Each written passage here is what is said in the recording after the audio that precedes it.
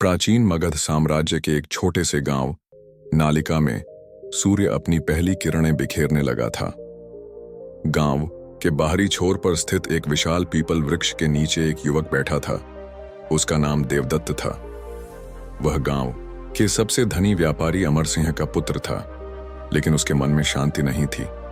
25 वर्ष की आयु में भी देवदत्त अपने जीवन के उद्देश्य से अनभिज्ञ था। देवदत्त, तुम फिर यहां ध्यान में बैठे हो? उसके पीछे से एक मधुर आवाज आई। देवदत्त ने मुड़कर देखा। उसकी बचपन की मित्र रूपाली वहां खड़ी थी। उसके हाथों में मिट्टी के बर्तन थे जिनमें वह नदी से जल भरकर ला रही थी। रूपाली, तुम इतनी सुबह सुबह? देवदत्त ने मुस्कुराते हुए पूछा। और तुम? फिर से अपने सवालों में खोए हुए? रूपाली ने कुछ बर्तन जमीन पर रखते हुए कहा, तुम्हारे पिता ने फिर तुम्हें व्यापार का कार्य सौंपने की बात कही है। देवदत्त ने एक लंबी सांस ली। रूपाली, मैं नहीं जानता कि क्या करूं। पिताजी चाहते हैं कि मैं उनके व्यापार को संभालूं, धन कमाऊं, परिवार बसाऊं, लेकिन मेरे मन में कुछ अलग ही प्रश्न है। कैसे प्रश्न?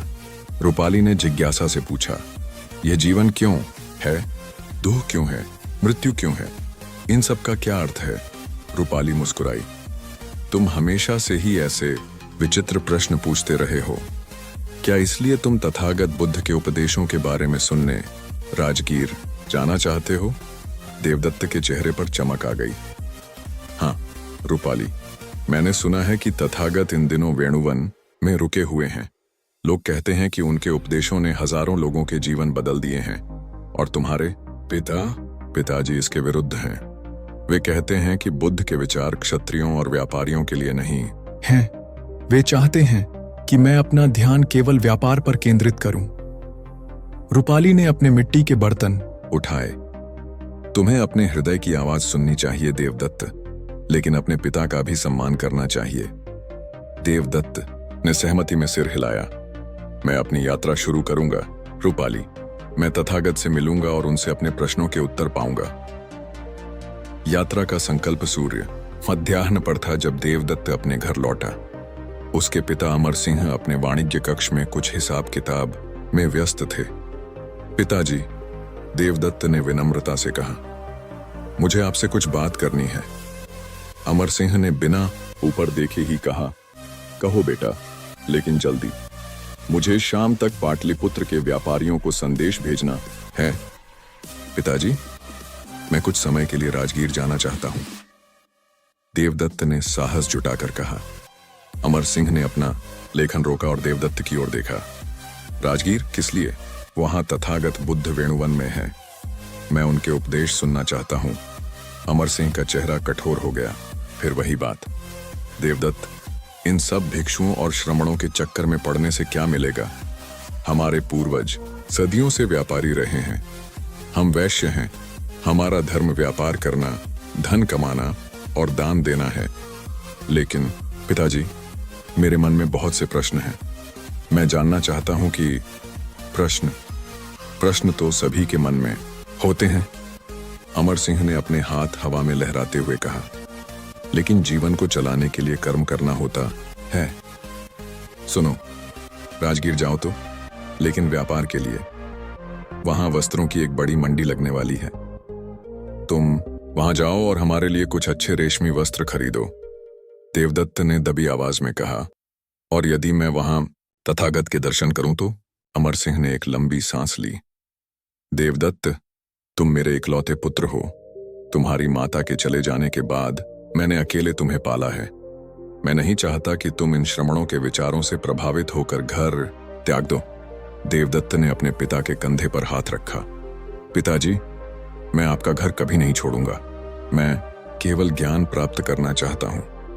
अमर सिंह ने अपने बेटे को गहराई से देखा। फिर उन्होंने मुस्कुराते हुए कहा, ठीक है बेटा, राजगीर जाओ, वस्त्र खरीदो, और यदि समय मिले तो तथागत के उपदेश भी सुन लेना।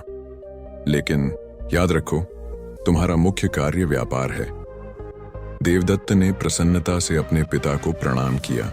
धन्यवाद पिताजी, मैं आपको निराश नहीं करूंगा। मार्ग में बाधा अगली सुबह देवदत्त ने अपनी यात्रा के लिए तैयारी शुरू कर दी। उसने कुछ वस्त्र, कुछ सिक्के और थोड़ा भोजन एक थैले में रखा। उसने अपने पिता से विदा ली और गांव की ओर जाने वाली सड़क पर चल पड़ा। गांव के मुख्य चौराहे पर उसकी मुलाकात रूपाली से हुई, जो अपने पिता के लिए औषधियां खरीद रही थी। तो तुम वास्तव में जा रहे हो? रूपाली ने पूछा। हाँ, पिताजी ने अनुमति दे दी है, देवदत्त ने मुस्कुराते हुए कहा। मैं वस्त्र खरीदने जा रहा हूं और साथ ही तथागत के उपदेश भी सुनूंगा, रूपाली ने चिंतित होकर कहा। देवदत्त, मैंने सुना है कि राजगीर जाने वाले मार्ग पर इन दिनों डाकुओं का खतरा है। वे अकेले यात्रियों पर हमला करते हैं। मैं सावधान रहूंगा रूपाली, और मेरे पास ज्यादा कुछ है भी नहीं जो वे छीन सकें। फिर भी तुम्हें किसी कारवां के साथ यात्रा करनी चाहिए, रूपाली ने सुझाव दिया। हाँ, मैं गांव के बाहर कारवां की प्रतीक्षा करूंगा। रूपाली ने अपने गले से एक छोटा सा ताबीज निकाला और देवदत्त को दिया। यह लो, यह तुम्हें सुरक्षित रखेगा। देवदत्त ने ताबीज को स्वीकार किया और अपने गले में पहन लिया।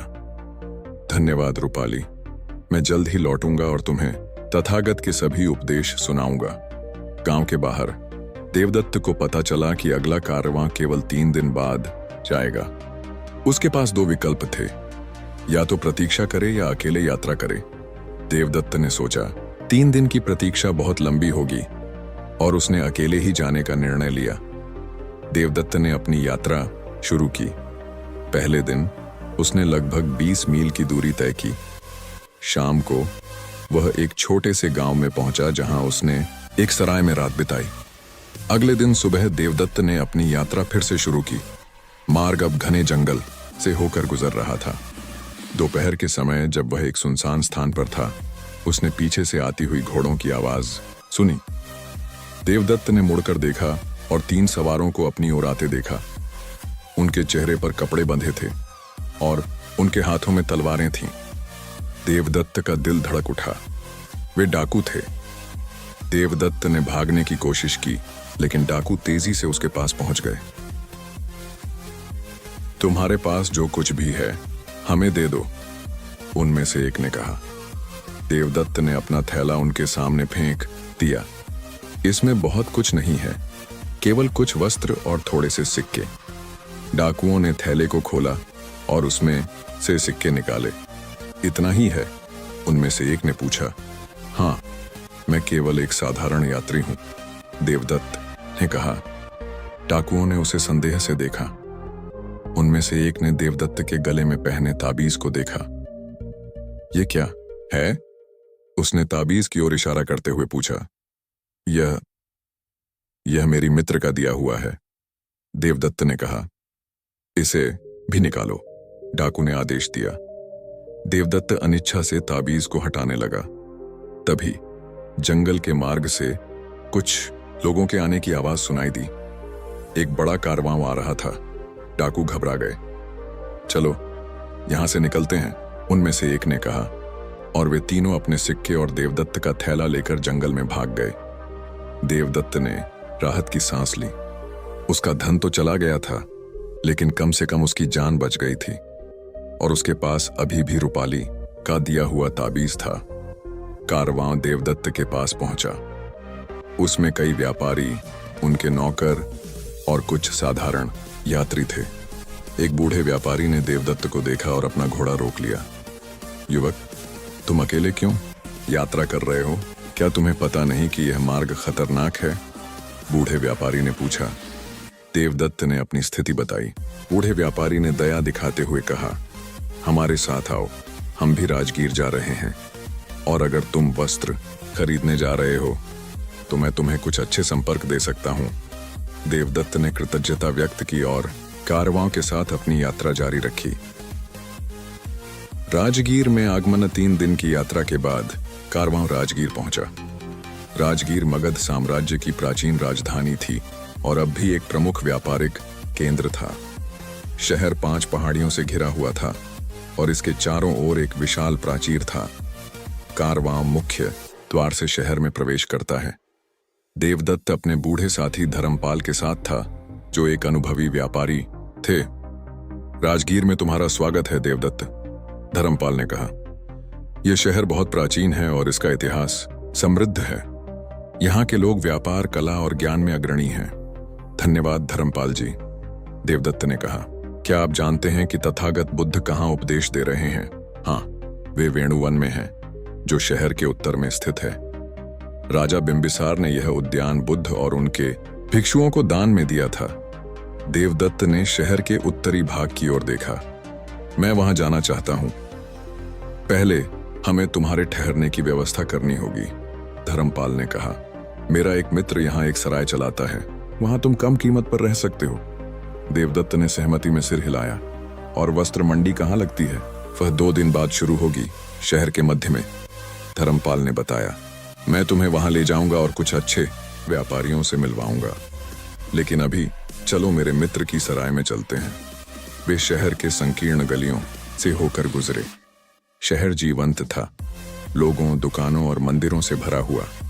धर्मपाल ने देवदत्त को अपने मित्र सुरेंद्र की सराय में पहुंचाया, जहां देवदत्त ने एक छोटा सा कमरा किराए पर लिया। अगले दिन देवदत्त ने वेणुवन जाने का निर्णय लिया। उसने सुरेंद्र से मार्ग पूछा और उसके निर्देशों के अनुसार चल पड़ा। वेणुवन, जिसका अर्थ है बांस का वन, एक सुंदर उद्यान था जिसमें बांस के वृक्षों के बीच छोटे छोटे निवास स्थान बने हुए थे। यह स्थान शांत और सुरम्य था। जैसे जैसे देवदत्त वेणुवन के पास पहुंचा, उसने देखा कि बड़ी संख्या में लोग उद्यान की ओर जा रहे थे। उनमें राजसी वस्त्रों में सज्जित व्यक्ति भी थे और साधारण वस्त्रों में ग्रामीण भी। क्या आज तथागत उपदेश दे रहे हैं? देवदत्त ने एक यात्री से पूछा। हाँ, महात्मा आज दोपहर में उपदेश देंगे, यात्री ने उत्तर दिया। देवदत्त के मन में उत्साह की लहर दौड़ गई। उसकी इच्छा पूरी होने वाली थी। वह शीघ्रता से वेणुवन की ओर बढ़ा। वेणुवन में प्रवेश करने पर देवदत्त ने देखा कि एक विशाल खुले स्थान पर लोग एकत्र हो रहे थे। वहां एक ऊंचा आसन था जिस पर अभी कोई नहीं बैठा था। देवदत्त श्रोताओं के बीच बैठ गया और प्रतीक्षा करने लगा। कुछ समय बाद भिक्षुओं का एक समूह आया और उनके पीछे एक तेजस्वी व्यक्ति चल रहे थे। उनके चेहरे पर एक अद्भुत शांति थी और उनके चारों ओर एक अलौकिक प्रभामंडल था। वे बुद्ध थे। लोगों ने उठकर बुद्ध को प्रणाम किया। बुद्ध आसन पर विराजमान हुए और सभा शांत हो गई। देवदत्त बुद्ध की ओर एकटक देख रहा था। उसे ऐसा महसूस हुआ जैसे बुद्ध सीधे उसकी आत्मा में झांक रहे हों। उसका हृदय तेजी से धड़कने लगा। प्रथम उपदेश बुद्ध ने अपना उपदेश शुरू किया। उनकी आवाज मधुर थी, लेकिन इतनी स्पष्ट थी कि सभी श्रोता उसे सुन सकते थे। मित्रों, बुद्ध ने कहा, आज मैं आपसे दुख और उसके निवारण के बारे में बात करूंगा। यह संसार दुख से भरा है। जन्म दुख है, बुढ़ापा दुख है, बीमारी दुख है, मृत्यु दुख है, प्रिय से वियोग दुख है, अप्रिय से मिलन दुख है, इच्छित वस्तु न मिलना दुख है। देवदत्त इन शब्दों को गहराई से सुन रहा था। ये वही प्रश्न थे जो उसके मन में थे। बुद्ध ने जारी रखा, दुख का कारण तृष्णा है, भोगों की तृष्णा, अस्तित्व की तृष्णा, विनाश की तृष्णा। जब तक मनुष्य इन तृष्णाओं के अधीन है, तब तक वह दुख से मुक्त नहीं हो सकता। देवदत्त ने सोचा, क्या मेरे भीतर भी ऐसी तृष्णाएं हैं? क्या मैं इसलिए असंतुष्ट हूं क्योंकि मैं कुछ पाना चाहता हूं? दुख का निरोध संभव है। बुद्ध ने आगे कहा, जब तृष्णा का पूर्ण त्याग हो जाता है, जब वह निरुद्ध हो जाती है, तब दुख का अंत होता है। और इस निरोध तक पहुंचने का मार्ग है अष्टांगिक मार्ग। सम्यक दृष्टि, सम्यक संकल्प, सम्यक वाणी, सम्यक कर्मांत, सम्यक आजीव, सम्यक व्यायाम, सम्यक स्मृति और सम्यक समाधि। देवदत्त ने महसूस किया कि बुद्ध के शब्द उसके हृदय को छू रहे थे। उन्होंने ऐसे प्रश्नों के उत्तर दिए जो उसके मन में वर्षों से थे, लेकिन फिर भी उनके कई शब्द उसकी समझ से परे थे। उपदेश के बाद लोग बुद्ध से प्रश्न पूछने लगे। एक वृद्ध व्यक्ति ने पूछा, भगवान, आप कहते हैं कि तृष्णा दुख का कारण है, लेकिन जीवन जीने के लिए कुछ इच्छाएं तो आवश्यक हैं, जैसे भोजन की इच्छा, आश्रय की इच्छा। क्या इन इच्छाओं का भी त्याग करना होगा? बुद्ध मुस्कुराए। मित्र, शरीर के लिए आवश्यक वस्तुओं की इच्छा तृष्णा नहीं है। तृष्णा है अतिरिक्त की चाह, अतृप्ति, अनावश्यक लालसा। जब व्यक्ति भूखा है, उसे भोजन की आवश्यकता है, यह प्राकृतिक है। लेकिन जब वह भोजन में अधिक स्वाद खोजता है, अधिक मात्रा चाहता है, तब यह तृष्णा बन जाती है। एक अन्य व्यक्ति ने पूछा, भगवान, यदि हम सभी तृष्णाओं का त्याग कर दें, तो क्या हम किसी भी कार्य में संलग्न नहीं होंगे? क्या जीवन निष्क्रिय हो जाएगा? नहीं मित्र, बुद्ध ने उत्तर दिया। तृष्णा का त्याग करने का अर्थ निष्क्रियता नहीं है। यह तो करुणा और प्रज्ञा से संचालित जीवन जीना है। भिक्षु अपने भिक्षा पात्र में भिक्षा स्वीकार करता है, लेकिन वह उसमें आसक्त नहीं होता। वह कर्म करता है, लेकिन फल की आसक्ति से मुक्त रहता है। देवदत्त ने भी एक प्रश्न पूछने का साहस किया। भगवान, मैं एक व्यापारी का पुत्र हूं। मेरे पिता चाहते हैं कि मैं व्यापार करूं, धन कमाऊं, लेकिन मेरा मन इन सब में नहीं लगता। क्या मुझे अपने पिता की इच्छा के अनुसार व्यापार करना चाहिए या अपने मन की आवाज सुननी चाहिए? बुद्ध ने देवदत्त को गहराई से देखा। युवक, देवदत्त भगवान, देवदत्त, पहले अपने आप को जानो। अपने मन की गहराइयों में जाओ और देखो कि तुम क्या चाहते हो। व्यापार करना बुरा नहीं है, यदि वह ईमानदारी से किया जाए और यदि उसमें तुम्हारा मन लगे। लेकिन यदि तुम्हारा मन कहीं और है, तो तुम व्यापार में सफल नहीं हो पाओगे और न ही उसमें आनंद पाओगे। और मेरे पिता, मैं उन्हें निराश नहीं करना चाहता। पिता का सम्मान करना पुत्र का धर्म है, लेकिन पिता भी पुत्र के कल्याण की कामना करते हैं। अपने पिता से सत्य बात करो, उन्हें अपने हृदय की बात बताओ। संभव है कि वे समझ जाएं। देवदत्त ने बुद्ध को प्रणाम किया। धन्यवाद भगवान। उपदेश के बाद लोग धीरे धीरे विदा होने लगे। देवदत्त वहीं बैठा रहा। उसके मन में बुद्ध के शब्द गूंज रहे थे। आंतरिक द्वंद्व। देवदत्त वेणुवन से लौटकर अपने कमरे में आया। उसके मन में अजीब सा द्वंद्व चल रहा था। बुद्ध के उपदेश ने उसे गहराई से प्रभावित किया था, लेकिन वह अभी भी अपने जीवन के मार्ग के बारे में अनिश्चित था। अगले कुछ दिनों में देवदत्त नियमित रूप से वेणुवन जाने लगा और बुद्ध के उपदेशों को सुनता रहा। वह धर्मपाल के साथ वस्त्र मंडी भी गया और अपने पिता के लिए कुछ रेशमी वस्त्र खरीदे। एक शाम जब वह अपने कमरे में बैठा हुआ था, एक अजनबी ने उसके द्वार पर दस्तक दी। कौन है? देवदत्त ने पूछा। मेरा नाम आनंद है, अजनबी ने कहा। मैं तथागत का शिष्य हूं। देवदत्त ने द्वार खोला और एक भिक्षु को देखा, जिसकी आयु लगभग 50 वर्ष होगी। आप मुझसे क्यों मिलना चाहते हैं? देवदत्त ने पूछा। तथागत ने आपके बारे में बताया, आनंद ने कहा। उन्होंने कहा कि आप अपने मन में द्वंद्व का अनुभव कर रहे हैं। वे चाहते हैं कि आप उनसे मिलें अकेले में। देवदत्त आश्चर्यचकित था। तथागत मुझसे मिलना चाहते हैं, लेकिन मैं तो एक साधारण व्यक्ति हूं। आनंद मुस्कुराए। तथागत के लिए कोई छोटा या बड़ा नहीं है। वे सभी प्राणियों के कल्याण की कामना करते हैं। देवदत्त ने सिर झुकाया। मैं आपके साथ चलूंगा। वे दोनों वेणुवन की ओर चल पड़े। रात का समय था और आकाश में तारे चमक रहे थे। वेणुवन में प्रवेश करने पर आनंद ने देवदत्त को एक छोटे से कुटीर की ओर ले जाया, जहां बुद्ध विराजमान थे। भगवान, देवदत्त आ गया है, आनंद ने कहा। धन्यवाद आनंद, बुद्ध ने कहा। तुम जा सकते हो। आनंद ने प्रणाम किया और चले गए। देवदत्त को बुद्ध के साथ अकेला छोड़ दिया। बुद्ध ने देवदत्त को बैठने का संकेत किया। देवदत्त, तुम्हारे मन में बहुत से प्रश्न हैं, पूछो। देवदत्त ने एक गहरी सांस ली। भगवान, मैं अपने जीवन का उद्देश्य नहीं समझ पा रहा हूं। मेरे पिता चाहते हैं कि मैं एक व्यापारी बनूं, लेकिन मेरा मन कहीं और है। मैं आत्मज्ञान प्राप्त करना चाहता हूं, दुख से मुक्ति पाना चाहता हूं। क्या मुझे अपना घर छोड़कर आपका शिष्य बन जाना चाहिए? बुद्ध मुस्कुराए। देवदत्त, मार्ग अनेक हैं, लेकिन लक्ष्य एक है। तुम्हें घर नहीं छोड़ना है। तुम अपने पिता के साथ रहकर भी आत्मज्ञान प्राप्त कर सकते हो। लेकिन आपने तो संसार त्याग दिया था भगवान। हाँ, वह मेरा मार्ग था, लेकिन प्रत्येक व्यक्ति का मार्ग अलग होता है। व्यापारी होकर भी तुम धर्म का पालन कर सकते हो, ध्यान का अभ्यास कर सकते हो, दान दे सकते हो और अपने जीवन में 4 ब्रह्म विहारों मैत्री, करुणा, मुदिता और उपेक्षा का अभ्यास कर सकते हो। देवदत्त ने पूछा, लेकिन क्या ऐसा करने से मैं आत्मज्ञान प्राप्त कर पाऊंगा?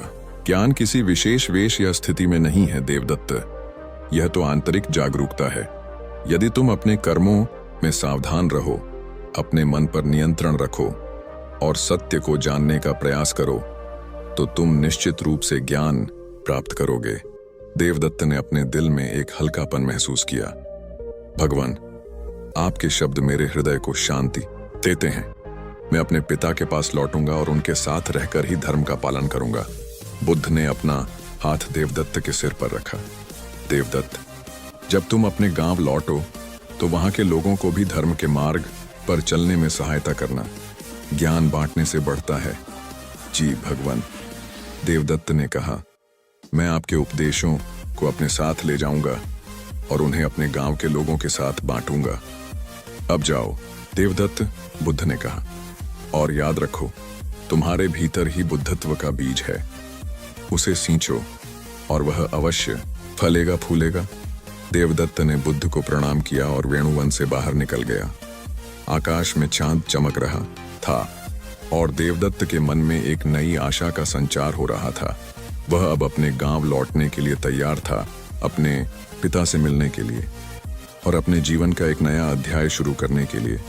बुद्ध के साथ इस मुलाकात के बाद देवदत्त अब राजगीर में अपने अंतिम दिनों की गिनती कर रहा था।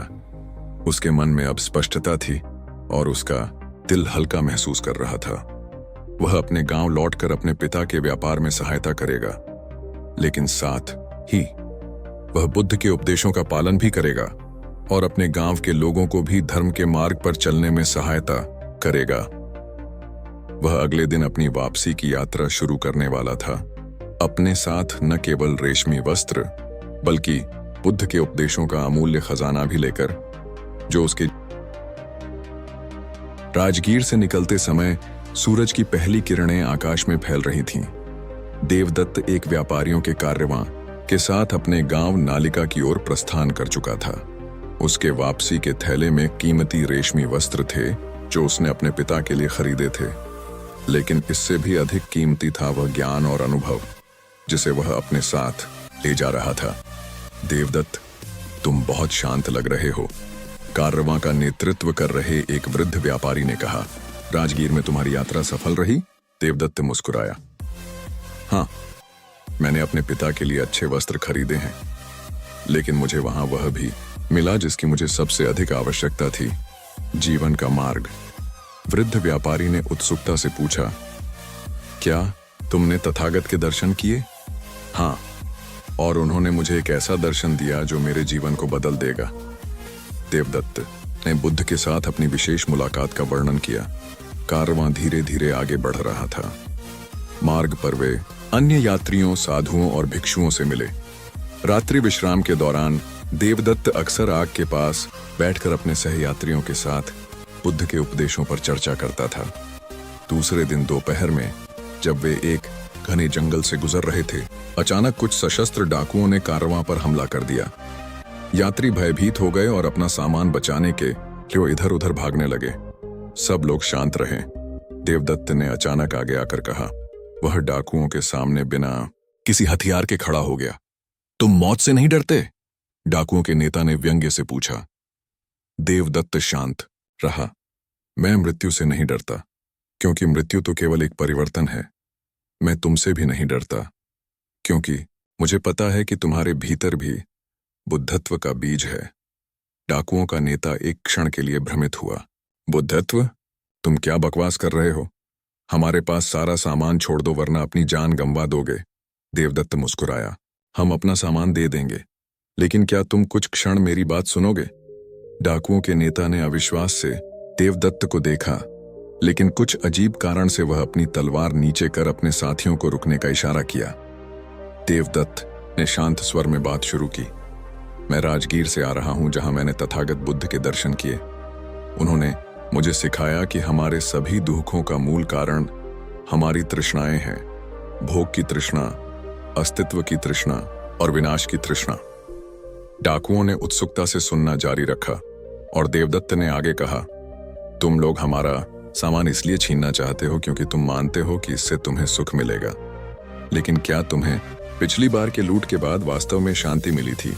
डाकुओं के नेता का चेहरा अचानक गंभीर हो गया। उसने अपनी तलवार म्यान में रख ली और कहा, मेरा नाम अंगुलीमाल है। मैंने सैकड़ों हत्याएं की हैं, लेकिन हर हत्या के बाद शांति के बजाय मुझे और अधिक अशांति मिली है। देवदत्त ने अंगुलीमाल के कंधे पर हाथ रखा। मैंने तथागत से सुना है कि वे कहते हैं, कोई भी व्यक्ति इतना अंधकारमय नहीं होता कि वह प्रकाश नहीं पा सके। तुम भी बदल सकते हो अंगुलीमाल। अंगुलीमाल की आंखों में आंसू आ गए। लेकिन मैंने इतने पाप किए हैं, क्या मेरा भी उद्धार संभव है? तथागत कहते हैं, अंतिम सांस तक किया गया एक नेक कार्य भी हजारों पापों को धो सकता है। तुम अभी भी अपने जीवन को बदल सकते हो। अंगुलीमाल ने अपने साथियों की ओर देखा और फिर देवदत्त से कहा, मैं तुम्हारे कारवां को नहीं लूटूंगा। जाओ, तुम सब सुरक्षित हो। कारवां आगे बढ़ गया, लेकिन देवदत्त ने अंगुलीमाल से कहा, तुम भी तथागत से मिलो। वे अभी राजगीर में वेणुवन में हैं।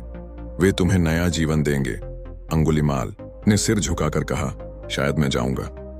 कारवां के अन्य यात्री देवदत्त की ओर आश्चर्य और सम्मान से देखने लगे।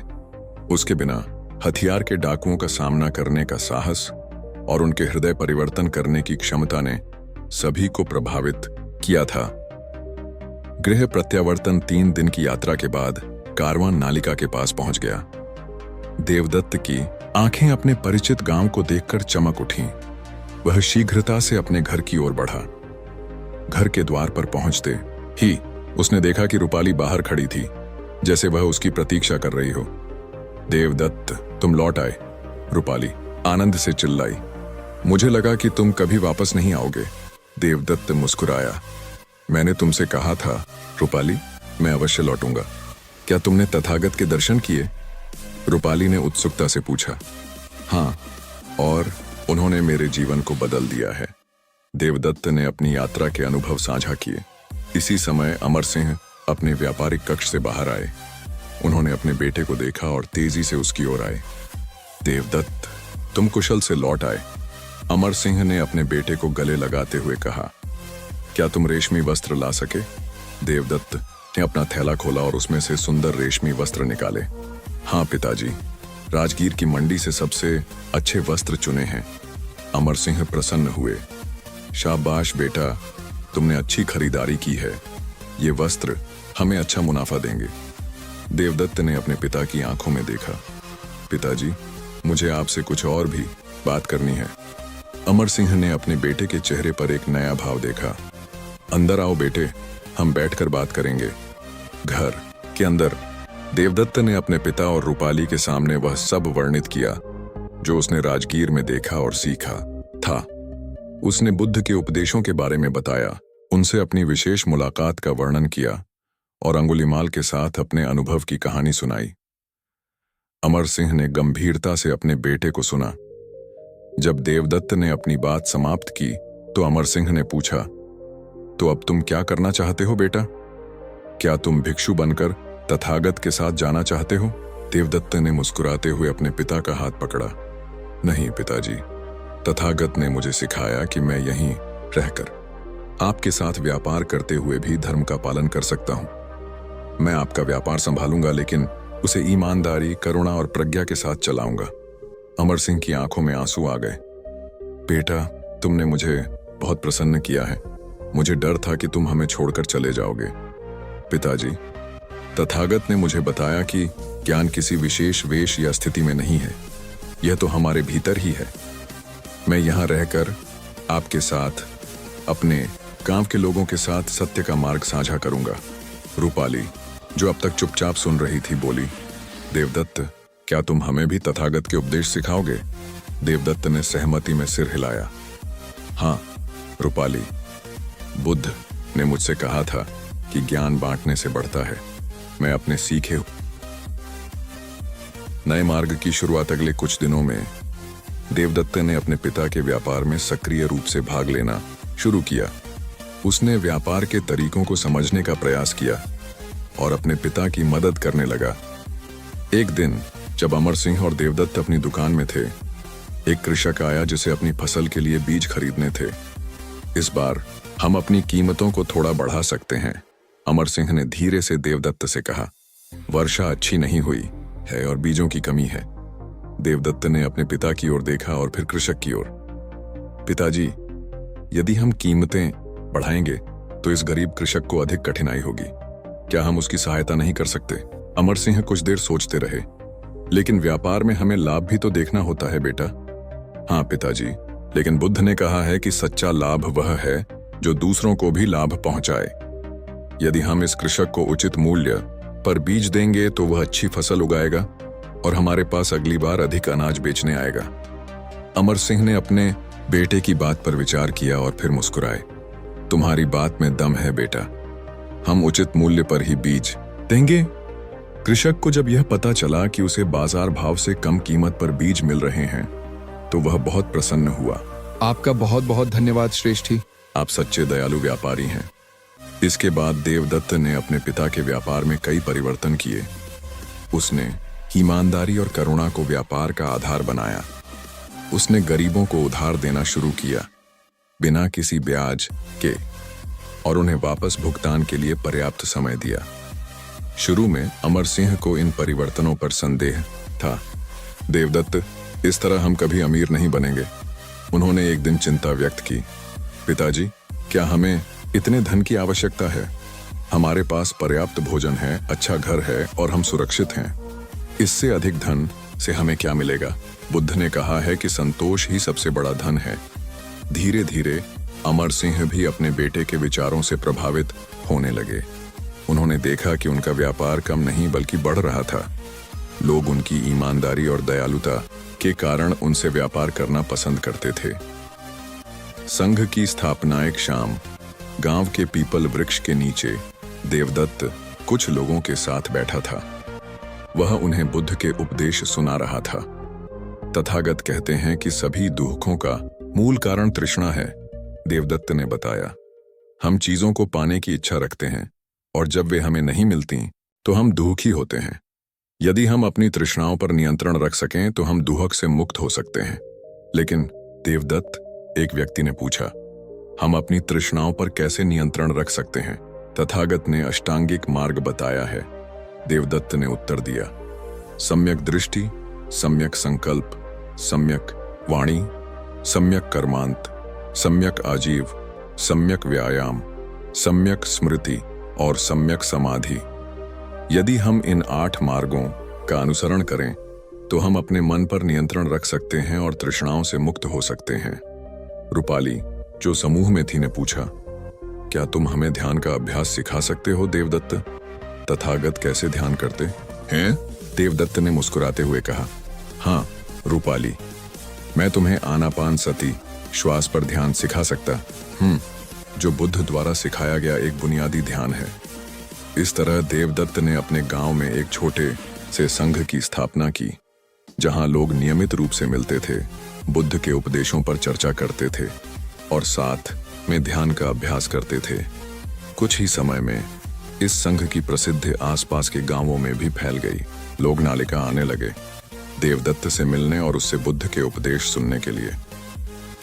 एक दिन एक अजनबी गांव में आया और देवदत्त से मिलने का अनुरोध किया। जब देवदत्त उससे मिला तो उसने देखा कि वह अंगुलिमाल था, वही डाकू जिसे उसने यात्रा के दौरान बदल दिया था। देवदत्त अंगुलिमाल ने कहा, मैंने तुम्हारी सलाह मानी और तथागत से मिलने गया। उन्होंने मुझे अपना शिष्य बना लिया और मुझे एक नया जीवन दिया। अब मैं एक भिक्षु हूं और अपने पापों के प्रायश्चित के लिए धर्म का प्रचार करता हूं। देवदत्त प्रसन्न हुआ। यह सुनकर मुझे बहुत खुशी हुई। अंगुलिमाल, तथागत की करुणा अपार है। तथागत ने मुझे तुम्हारे पास भेजा है, अंगुलिमाल ने कहा। वे तुम्हारे द्वारा यहाँ किए जा रहे कार्य से बहुत प्रसन्न हैं और चाहते हैं कि मैं कुछ समय तुम्हारे साथ रहूं और तुम्हारे संघ के लोगों को धर्म सिखाऊं। देवदत्त ने अंगुलिमाल का स्वागत किया और उसे अपने गांव में रहने का निमंत्रण दिया। अंगुलिमाल की उपस्थिति से संघ और भी मजबूत हुआ और अधिक लोग बुद्ध के मार्ग पर चलने लगे। चुनौतियों का सामना परिवर्तन कभी भी आसान नहीं होता। और देवदत्त के नए मार्ग ने कुछ लोगों को परेशान भी किया। गांव के कुछ पुराने व्यापारी नाराज थे क्योंकि देवदत्त और अमर सिंह की दयालुता और ईमानदारी ने उनके व्यापार को प्रभावित किया था। एक दिन जब देवदत्त अपने संघ के साथ ध्यान कर रहा था, गांव के कुछ लोग आए और उस पर अपनी परंपराओं को तोड़ने का आरोप लगाया। तुम हमारे गांव में विदेशी धर्म ला रहे हो, एक व्यक्ति ने चिल्लाकर कहा। हमारे पूर्वज सदियों से हमारे देवताओं की पूजा करते आए हैं और अब तुम हमें बता रहे हो कि हमें अपने मन पर ध्यान केंद्रित करना चाहिए और तुम्हारे कारण हमारा व्यापार कम हो रहा है। एक अन्य व्यापारी ने शिकायत की, तुम ग्राहकों को कम कीमतों पर सामान बेच रहे हो जिससे हमें नुकसान हो रहा है। देवदत्त शांत रहा और इन आरोपों को धैर्य से सुना। जब सभी ने अपनी बात कह ली तो उसने उत्तर दिया, मित्रों, मैं किसी के धर्म को नहीं बदल रहा। बुद्ध ने कहा है कि प्रत्येक व्यक्ति को अपनी बुद्धि का उपयोग करना चाहिए और स्वयं सत्य की खोज करनी चाहिए। मैं केवल वही साझा कर रहा हूं जो मैंने सीखा है। लोग स्वेच्छा से इसे सुन रहे हैं। और जहां तक व्यापार का सवाल है, अमर सिंह ने आगे आकर कहा, हम किसी को नुकसान नहीं पहुंचा रहे हैं, हम बस ईमानदारी और करुणा से व्यापार कर रहे हैं। यदि आप भी ऐसा करेंगे तो लोग आपके पास भी आएंगे।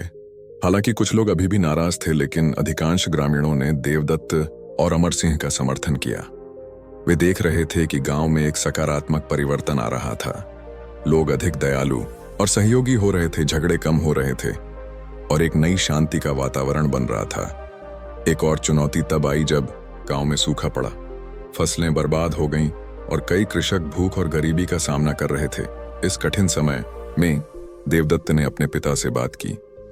पिताजी, हमारे पास अनाज का एक बड़ा भंडार है, क्या हम उसे गांव के लोगों के साथ बांट सकते हैं? अमर सिंह ने चिंता व्यक्त की।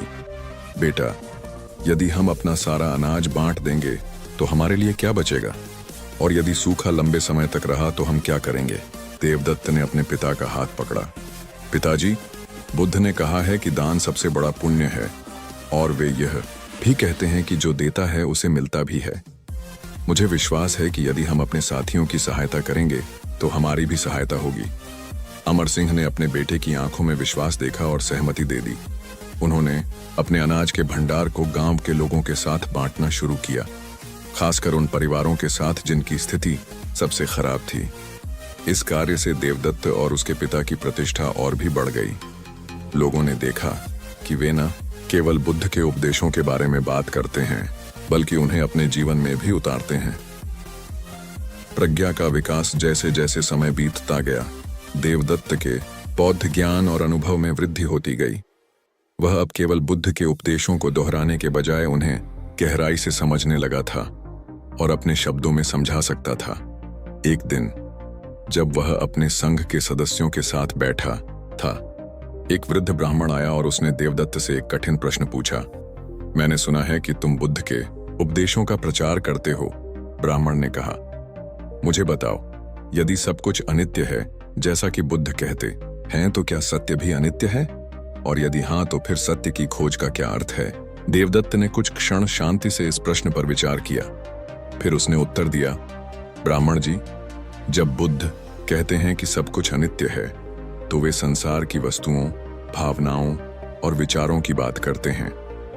सत्य अनित्य नहीं है, बल्कि यह एक ऐसी अवस्था है जिसमें हम इस अनित्यता को पूरी तरह से समझ लेते हैं और स्वीकार कर लेते हैं। जब हम यह स्वीकार कर लेते हैं कि सब कुछ बदलता है, तो हम चीजों से चिपकना बंद कर देते हैं और उन्हें जाने देते हैं। यही सत्य है और यही मुक्ति का मार्ग है। ब्राह्मण ने देवदत्त के उत्तर पर गहराई से विचार किया और फिर सम्मान से सिर झुकाया। तुम्हारे शब्दों में गहराई है युवक, तुमने वास्तव में बुद्ध के उपदेशों को आत्मसात किया है। इस घटना के बाद देवदत्त के पास अधिक लोग आने लगे, न केवल बुद्ध के उपदेशों को सुनने के लिए, बल्कि अपने जीवन की समस्याओं पर उससे मार्ग।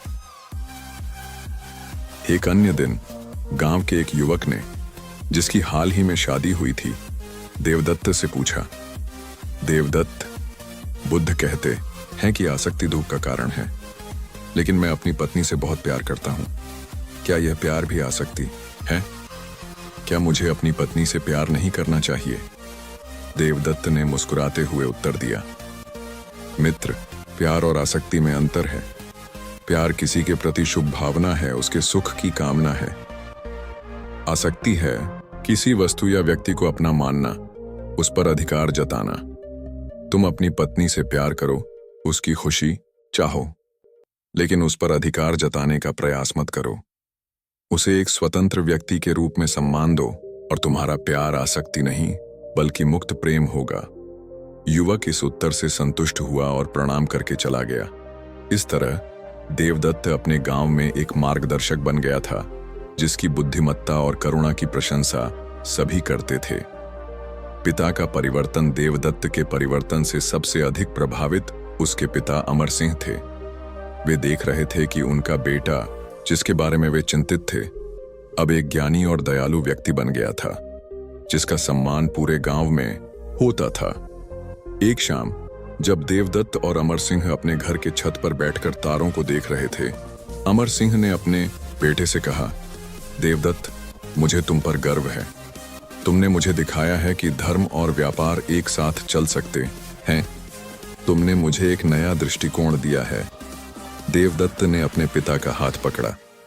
यह सब आपकी कृपा से ही संभव हुआ है पिताजी। आपने मुझे राजगीर जाने की अनुमति दी, जहां मैंने तथागत के दर्शन किए, और आपने मुझे यहां अपने विचारों को आजमाने की स्वतंत्रता दी।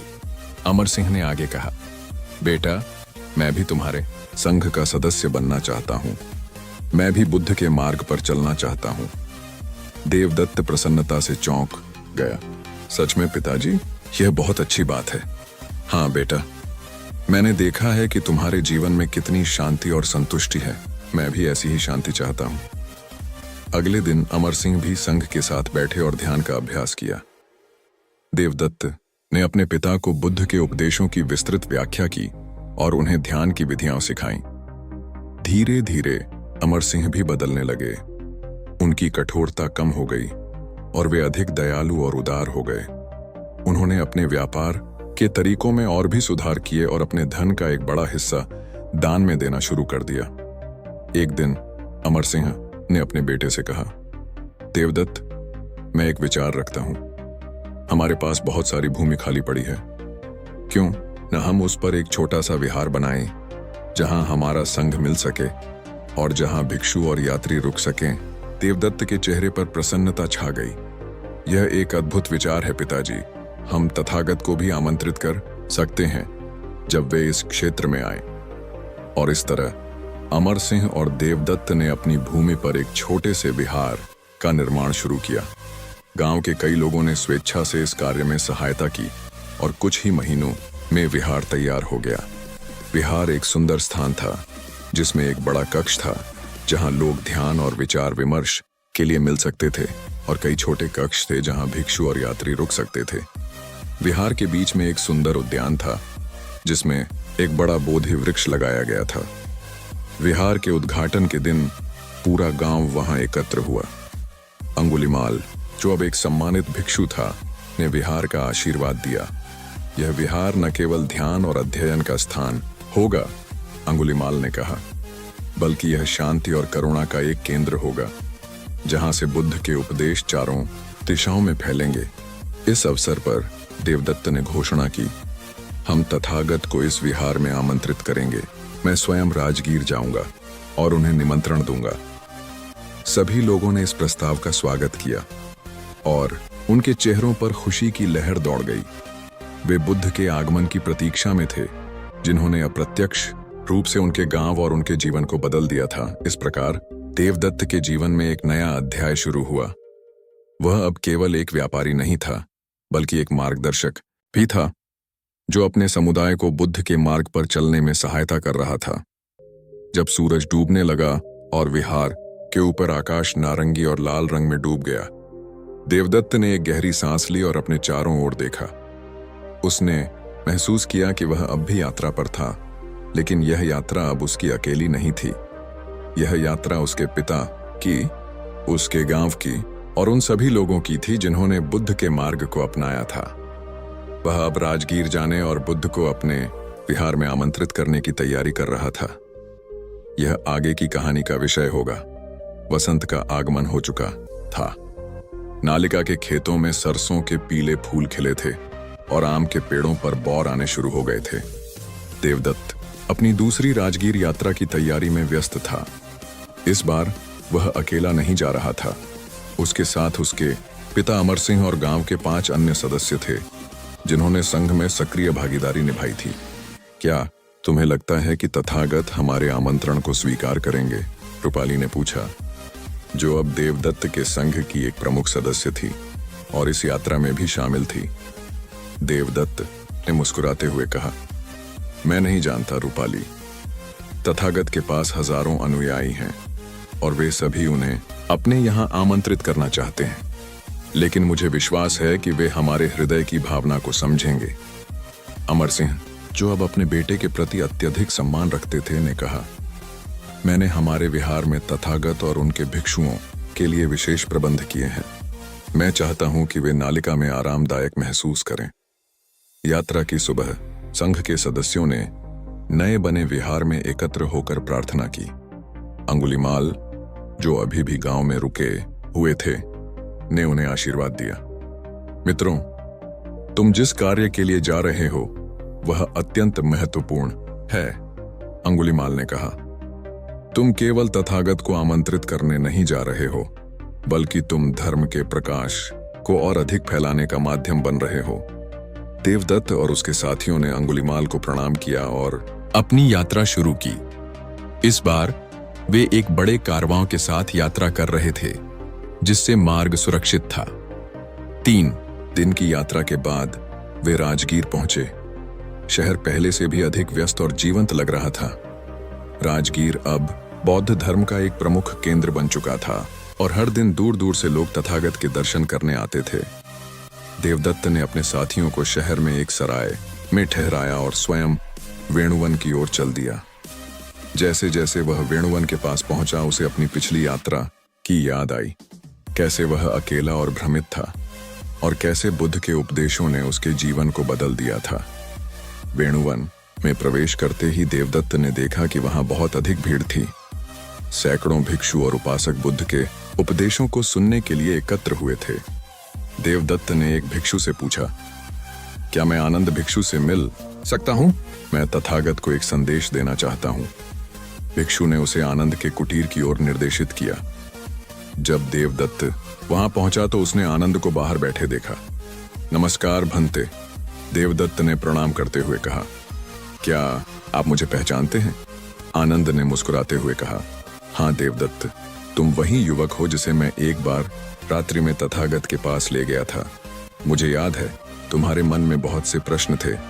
हाँ भंते, आज मैं अपने गांव नालिका से आया हूं। हमने वहां एक विहार बनाया है और मैं तथागत को आमंत्रित करने आया हूं कि वे हमारे गांव पधारें और हमारे विहार को आशीर्वाद दें। आनंद ने देवदत्त की बात को ध्यान से सुना। यह अच्छी बात है देवदत्त, तथागत अभी ध्यान में है। शाम को जब वे भिक्षुओं के साथ बैठेंगे, तब मैं तुम्हारा संदेश उन्हें दूंगा। देवदत्त ने कृतज्ञता व्यक्त की और राजगीर लौट आया। उसने अपने साथियों को बताया कि वह आनंद से मिला और उन्होंने तथागत को संदेश देने का वादा किया है।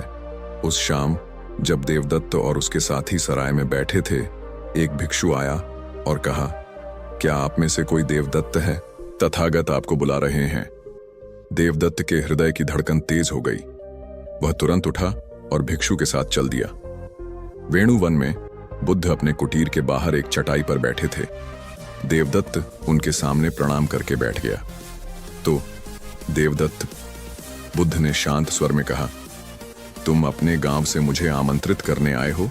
हाँ भगवान, देवदत्त ने कहा। हमने नालिका में एक विहार बनाया है और हम चाहते हैं कि आप वहां पधारें और हमें धर्म का उपदेश दें। बुद्ध ने थोड़ी देर मौन रहकर देवदत्त को निहारा। फिर उन्होंने मुस्कुराते हुए कहा, देवदत्त, मुझे तुम्हारे गांव से अनेक समाचार मिले हैं। मुझे बताया गया है कि तुमने वहां बहुत अच्छा कार्य किया है। तुमने अपने पिता के साथ मिलकर व्यापार में धर्म को अपनाया है और तुमने लोगों को ध्यान और करुणा का मार्ग दिखाया है। देवदत्त ने विनम्रता से सिर झुकाया। भगवान, यह सब आपकी कृपा से ही संभव हुआ है। नहीं देवदत्त, बुद्ध ने कहा, यह तुम्हारे प्रयासों और तुम्हारे हृदय की शुद्धता से हुआ है। तुमने वह कार्य किया है जो सच्चे धर्मानुयायी का होता है। तुमने ज्ञान को अपने जीवन में उतारा है और दूसरों के साथ बांटा है। तो क्या आप हमारे आमंत्रण को स्वीकार करेंगे भगवान? देवदत्त ने आशापूर्वक पूछा। बुद्ध ने कुछ क्षण सोचकर कहा, हाँ देवदत्त, मैं तुम्हारे गांव आऊंगा। अगले माह के शुक्ल पक्ष में मैं और मेरे कुछ भिक्षु नालिका आएंगे। देवदत्त के चेहरे पर प्रसन्नता की लहर दौड़ गई। धन्यवाद भगवान, हमारा गांव आपके आगमन से धन्य हो जाएगा। बुद्ध ने देवदत्त को आशीर्वाद दिया और उसे विदा किया। देवदत्त प्रसन्नता से भरा हुआ अपने साथियों के पास लौटा और उन्हें यह शुभ समाचार बताया। तथागत का आगमन अगले दिन देवदत्त और उसके साथी नालिका के लिए रवाना हो गए। अब उनके पास गांव में तथागत के आगमन की तैयारी के लिए कम समय था। नालिका लौटकर देवदत्त ने संघ के सदस्यों और गांव के लोगों को यह सुखद समाचार दिया कि तथागत उनके आमंत्रण को स्वीकार कर चुके हैं और अगले माह आएंगे। पूरे गांव में खुशी की लहर दौड़ गई। लोग तथागत के आगमन की तैयारी में जुट गए। विहार को सजाया गया, नए कक्ष बनाए गए और भिक्षुओं के लिए विशेष व्यवस्था की गई। अमर सिंह ने अपनी ओर से विशेष प्रयास किए। उन्होंने अपने व्यापारिक संबंधों का उपयोग करके दूर दूर से अच्छी वस्तुएं मंगवाईं। उत्तम चावल, सुगंधित मसाले और भिक्षुओं के लिए उच्च गुणवत्ता के वस्त्र। रूपाली और अन्य महिलाओं ने विहार के उद्यान को सुंदर फूलों से सजाया और विशेष जैसे जैसे तथागत के आगमन का दिन निकट आता गया, गांव में उत्साह बढ़ता गया। आसपास के गांवों के लोग भी तथागत के दर्शन के लिए नालिका आने लगे। तथागत के आगमन के एक दिन पहले देवदत्त ने अपने संघ के सदस्यों को इकट्ठा किया और कहा, मित्रों, कल हमारे गांव में वह प्रकाश आएगा जिसने मेरे जीवन को बदल दिया। मैं चाहता हूं कि हम सब अपने हृदय को तैयार करें। तथागत केवल बाहरी तैयारियों से प्रसन्न नहीं होंगे, वे हमारे हृदय की शुद्धता देखेंगे। अगले दिन सुबह सुबह गांव के लोग विहार के बाहर एकत्र हो गए। दूर से एक भिक्षुओं का समूह दिखाई दिया जो धीरे धीरे गांव की ओर बढ़ रहा था। उनके बीच में तथागत का तेजस्वी रूप सबसे अलग दिख रहा था। जैसे ही तथागत गांव के प्रवेश द्वार पर पहुंचे, लोगों ने उनका स्वागत फूलों की वर्षा से किया। देवदत्त, अमर सिंह और अंगुलीमाल आगे आए और तथागत को प्रणाम किया। तथागत, हमारे गांव में आपका स्वागत है। देवदत्त ने कहा, आपके आगमन से हमारा गांव धन्य हो गया है। बुद्ध ने देवदत्त और सभी लोगों को आशीर्वाद दिया और फिर अंगुलीमाल से कहा, अंगुलीमाल, तुमने यहां अच्छा कार्य किया है। तुम्हारे माध्यम से धर्म का प्रकाश इस गांव में फैला है। अंगुलीमाल ने विनम्रता से कहा, भगवान, मैं तो केवल एक साधारण भिक्षु हूं। यह सब देवदत्त और उसके पिता अमर सिंह के प्रयासों से हुआ है। बुद्ध को विहार ले जाया गया, जहां उन्हें और अन्य भिक्षुओं को ठहरने के लिए विशेष कक्ष दिए गए। विहार में प्रवेश करते ही बुद्ध ने उसकी सुंदरता और शांति की प्रशंसा की। देवदत्त, तुमने और तुम्हारे पिता ने एक सुंदर विहार बनाया है। बुद्ध ने कहा, यह न केवल बाहर से सुंदर है, बल्कि यहाँ की आत्मा भी शुद्ध है। उस दिन शाम को बुद्ध ने विहार के प्रांगण में बैठकर गांव के लोगों को उपदेश दिया। हजारों लोग उन्हें सुनने के लिए एकत्र हुए थे, न केवल नालिका से बल्कि आसपास के गांवों से भी। मित्रों, बुद्ध ने अपना उपदेश शुरू किया। आज मैं तुम्हें सच्चे धर्म के पालन के बारे में बताऊंगा। धर्म का पालन केवल मंदिरों में जाकर या विशेष अनुष्ठान करके नहीं होता, बल्कि अपने दैनिक जीवन में करुणा, प्रज्ञा और सम्यक कर्म के द्वारा होता है। तुम्हारे बीच एक ऐसा व्यक्ति है जिसने इसे अपने जीवन में उतारा है, देवदत्त। उसने अपने व्यापार में ईमानदारी और करुणा को अपनाया है और उसने अपने ज्ञान को दूसरों के साथ बांटा है। यही सच्चा धर्म पालन है। बुद्ध के इन शब्दों से देवदत्त अत्यंत विनम्र हो गया। उसने अपने दिल में महसूस किया कि उसका जीवन सार्थक हो रहा है। नवीन शिक्षाएं तथागत और उनके भिक्षु एक सप्ताह तक नालिका में रहे। इस दौरान बुद्ध ने हर दिन विहार में उपदेश दिए। और लोगों के प्रश्नों का उत्तर दिया। एक दिन जब बुद्ध विहार के उद्यान में घूम रहे थे, देवदत्त उनके पास आया और विनम्रता से पूछा, भगवान, मैं अपने संघ के सदस्यों को अधिक गहराई से धर्म सिखाना चाहता हूँ।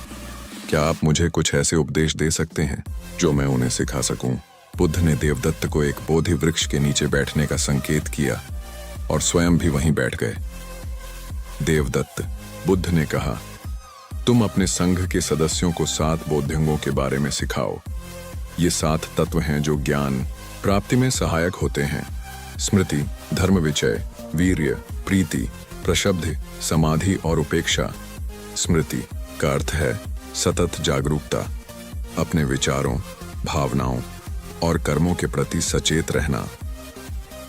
धर्म विचय का अर्थ है सत्य की खोज, प्रश्न पूछना और गहराई से समझना।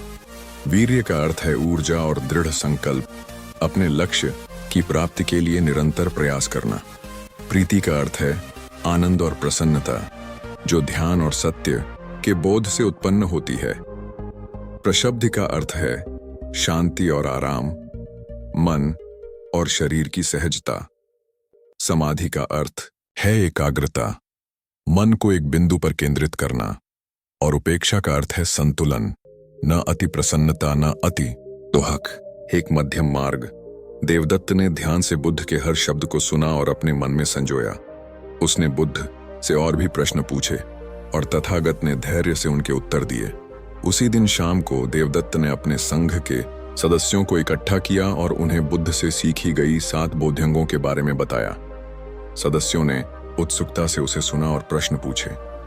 रूपाली ने पूछा, देवदत्त, इन 7 बोध्यंगों में कौन सा सबसे महत्वपूर्ण है?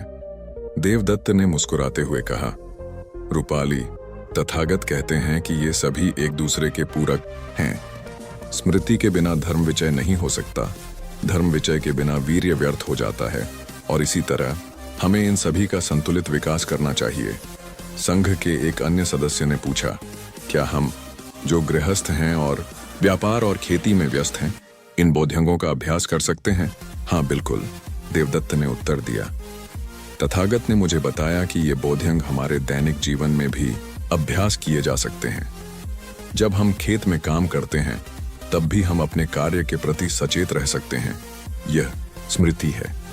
जब हम किसी समस्या का समाधान खोजते हैं तब हम धर्म विचय का अभ्यास करते हैं, और इसी तरह हमारे जीवन के हर पहलू में ये बोध्यंग हमारा मार्गदर्शन कर सकते हैं।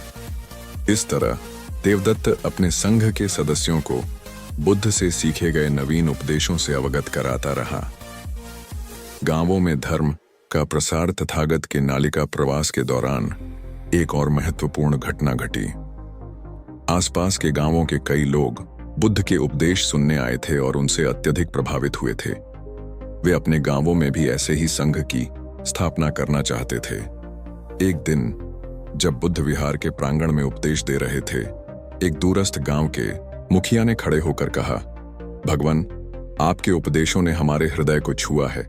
हम भी अपने गांव में धर्म का प्रकाश फैलाना चाहते हैं। क्या आप हमें भी किसी भिक्षु या उपासक को भेज सकते हैं जो हमें मार्गदर्शन दे सके? बुद्ध ने कुछ क्षण के लिए विचार किया, फिर उन्होंने देवदत्त की ओर देखा और कहा, देवदत्त, तुम और तुम्हारा संघ इस कार्य के लिए उपयुक्त हो। तुम इन गांवों में जाओ और वहां के लोगों को धर्म का मार्ग दिखाओ, जैसे तुमने अपने गांव में किया है। देवदत्त ने विनम्रता से कहा, भगवान, क्या मैं इस योग्य हूं? मैं तो स्वयं एक शिक्षार्थी हूं। बुद्ध ने मुस्कुराते हुए कहा, देवदत्त, हम सभी जीवन भर शिक्षार्थी ही रहते हैं। तुम्हारे पास ज्ञान है और उससे भी अधिक महत्वपूर्ण तुम्हारे पास करुणा और प्रेम है। तुम इस कार्य के लिए पूर्णतः योग्य हो। इस प्रकार तथागत के आशीर्वाद से देवदत्त और उसके संघ ने आसपास के गांवों में धर्म का प्रचार करने का दायित्व स्वीकार किया। तथागत के नालिका से प्रस्थान करने के बाद देवदत्त ने अपने संघ के सदस्यों के साथ मिलकर एक योजना बनाई। उन्होंने अपने संघ को छोटे छोटे समूहों में विभाजित किया और प्रत्येक समूह को एक गांव का दायित्व सौंपा। देवदत्त स्वयं पहले गांव सुखावती गया। यह नालिका से लगभग 10 मील दूर स्थित एक छोटा सा गांव था। सुखावती पहुंचकर देवदत्त ने गांव के मुखिया से मिलकर अपने आने का उद्देश्य बताया। मुखिया ने उसका स्वागत किया और गांव के केंद्र में एक स्थान प्रदान किया जहां वह उपदेश दे सकता था। सायंकाल जब गांव के लोग अपने दिन के कार्य से निवृत्त हुए, देवदत्त ने उन्हें बुद्ध के बारे में बताया और उनके मूल उपदेशों को समझाया। मित्रों, देवदत्त ने कहा, तथागत बुद्ध हमें सिखाते हैं कि हमारे दुख का मूल कारण हमारी तृष्णाएं हैं। जब हम अपनी तृष्णाओं पर नियंत्रण पा लेते हैं, तब हम दुख से मुक्त हो जाते हैं। लोगों ने उत्सुकता से देवदत्त को सुना। कई लोगों ने प्रश्न पूछे और देवदत्त ने धैर्य से उनके उत्तर दिए। अगले दिन देवदत्त ने गांव के लोगों को ध्यान का अभ्यास सिखाया। उसने उन्हें बताया कि कैसे श्वास पर ध्यान केंद्रित करके वे अपने मन की शांति पा सकते हैं। इस तरह देवदत्त 3 दिन तक सुखावती में रहा और वहां के लोगों को धर्म के मूल सिद्धांत सिखाए। उसने गांव में एक छोटा सा संघ भी स्थापित किया, जिसमें कुछ उत्साही ग्रामीण शामिल हुए। जब वह सुखावती से प्रस्थान कर रहा था, गांव के मुखिया ने कहा, देवदत्त, तुम्हारे आने से हमारे गांव में एक नई चेतना जागी है। हम अब नियमित रूप से मिलेंगे और तुम्हारे सिखाए गए ध्यान का अभ्यास करेंगे। कृपया फिर से आना और हमें अधिक सिखाना। देवदत्त ने वादा किया कि वह लौटकर आएगा और फिर अगले गांव की ओर बढ़ गया। इसी तरह देवदत्त और उसके संघ के अन्य सदस्य आसपास के गांवों में गए और वहां धर्म का प्रचार किया। कुछ गांवों में उन्हें चुनौतियों का सामना करना पड़ा, जहां लोग नए विचारों को स्वीकार करने में संकोच कर रहे थे। लेकिन धीरे धीरे उनकी करुणा और धैर्य ने उन लोगों के हृदय भी जीत लिए। परिपक्वता का मार्ग जैसे जैसे महीने बीतते गए, देवदत्त ने स्वयं को एक परिपक्व धर्म प्रचारक के रूप में विकसित होते देखा। उसका ज्ञान और गहरा हो गया था और वह अब अधिक आत्मविश्वास से लोगों को धर्म का मार्ग दिखा सकता था। एक दिन जब वह अपने पिता के साथ व्यापार के विषय में बात कर रहा था, अमर सिंह ने कहा, देवदत्त, मुझे तुम पर गर्व है। तुमने न केवल हमारे व्यापार को संभाला है, बल्कि तुमने हजारों लोगों के जीवन में प्रकाश भी लाया है। देवदत्त ने मुस्कुराते हुए कहा, यह सब आपके आशीर्वाद से ही संभव हुआ है पिताजी, और तथागत की कृपा से। अमर सिंह ने गंभीरता से कहा, बेटा, मैं अब बूढ़ा हो रहा हूं। मैं चाहता हूं कि तुम अब पूरी तरह से हमारे व्यापार की जिम्मेदारी संभाल लो, ताकि मैं अपना अधिक समय विहार में ध्यान और अध्ययन में बिता सकूं। देवदत्त ने अपने पिता का हाथ पकड़ा। जैसी आपकी इच्छा पिताजी, मैं आपके व्यापार को पूरी ईमानदारी और कुशलता से संभालूंगा। इसके कुछ समय बाद एक महत्वपूर्ण घटना घटी। राजगीर से एक संदेशवाहक आया, जिसने देवदत्त को एक ताड़पत्र सौंपा।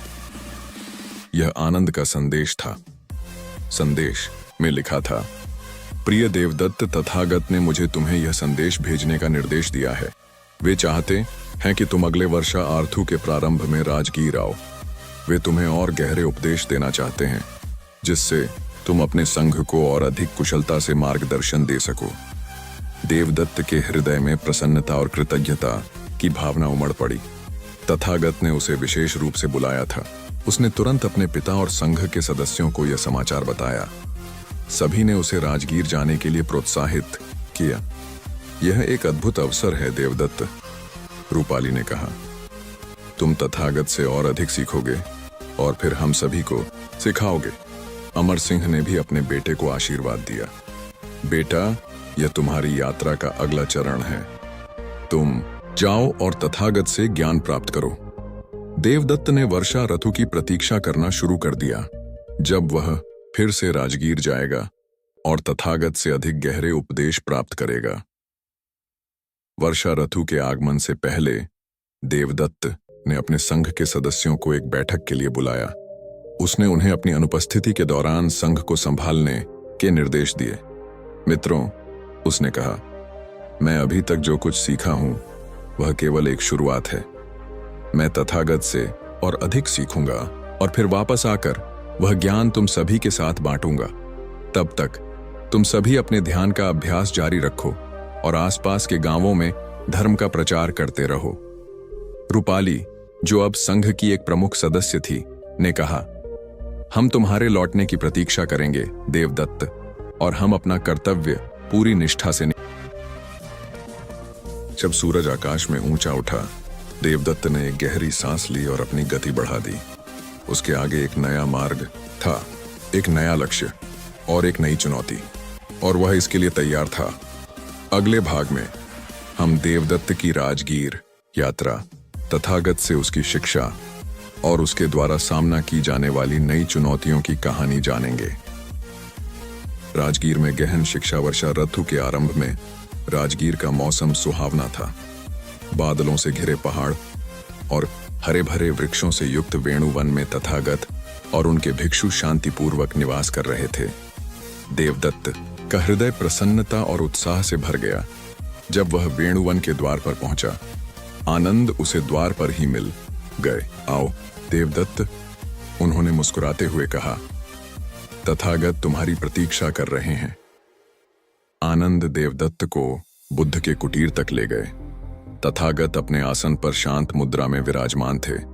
उन्होंने देवदत्त को देखकर अपनी आंखें खोलीं और मंद मुस्कान से उसका स्वागत किया। देवदत्त, तुम आ गए, बुद्ध ने शांत स्वर में कहा। क्या तुम्हारी यात्रा सुखद रही? देवदत्त ने प्रणाम करके कहा, हाँ भगवान, आपके आशीर्वाद से मेरा मार्ग सुरक्षित और आनंददायक रहा। बुद्ध ने देवदत्त को अपने समीप बैठने का संकेत किया। देवदत्त, मैंने तुम्हें यहाँ एक विशेष उद्देश्य से बुलाया है। तुमने अब तक जो कुछ सीखा है और जो कार्य किया है वह सराहनीय है, लेकिन अब समय आ गया है कि तुम धर्म की और गहरी समझ प्राप्त करो, क्योंकि तुम अब केवल स्वयं के लिए नहीं बल्कि हजारों अन्य लोगों के लिए भी मार्गदर्शक हो। अगले 3 महीनों तक देवदत्त प्रतिदिन तथागत के साथ समय बिताता। उसने उनसे अभिधम्म, धर्म के गहन सिद्धांत, विपश्यना, अंतर्दृष्टि ध्यान और प्रतीत्य समुत्पाद, प्रतिबद्ध उत्पत्ति का सिद्धांत सीखा। एक दिन जब वे गृध्रकूट पर्वत के पास एक शांत स्थान पर बैठे थे, बुद्ध ने देवदत्त को एक महत्वपूर्ण शिक्षा दी।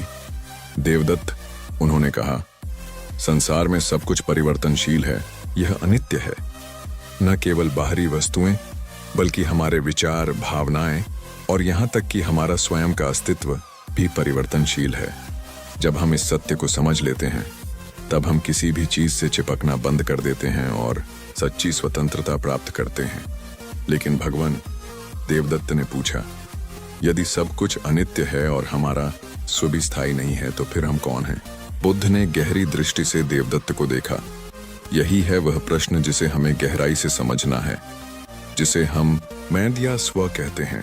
वह 5 स्कंधों का संयोग है: रूप, शरीर, वेदना, संवेदनाएं, संज्ञा, संकल्पनाएं, संस्कार, मानसिक गठन और विज्ञान, चेतना। ये सभी अनित्य हैं, परिवर्तनशील हैं, और इनमें से किसी को भी मैं या मेरा नहीं कहा जा सकता। देवदत्त ने इस गहन सत्य पर चिंतन किया। धीरे धीरे उसके मन में एक नई समझ उभरने लगी।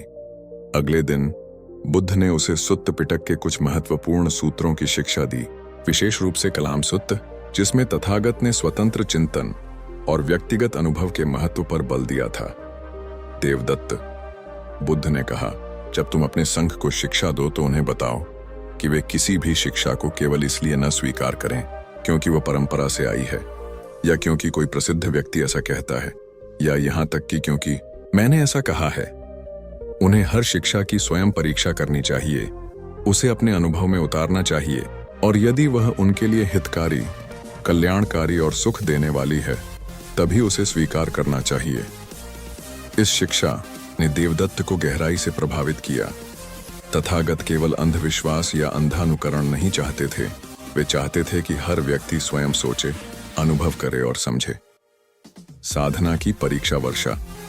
ऋतु के अंतिम माह में तथागत ने देवदत्त को एक विशेष साधना में भाग लेने के लिए कहा। यह था 10 दिन का विपश्यना ध्यान शिविर, जिसमें पूर्ण मौन रहकर गहन ध्यान का अभ्यास करना था। इस साधना में बुद्ध ने बताया, तुम अपने पूरे शरीर की संवेदनाओं पर ध्यान केंद्रित करोगे। गर्मी, ठंड, दर्द, सुख, हर संवेदना को केवल देखो, उसके प्रति न आकर्षित हो और न ही विरक्त। यह अनित्य, दुख और अनात्म के सत्य को गहराई से समझने में तुम्हारी सहायता करेगा। देवदत्त ने इस चुनौती को स्वीकार किया। 10 दिनों तक वह एक छोटे से कुटीर में रहा। दिन में कई घंटे ध्यान में बिताए और केवल एक समय भोजन ग्रहण किया।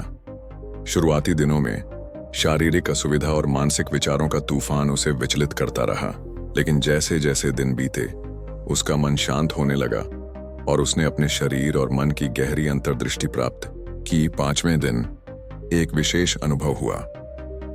जैसे ही वह अपनी सांसों पर ध्यान केंद्रित किए बैठा था, अचानक उसे अपने पूरे अस्तित्व का एक नया बोध हुआ।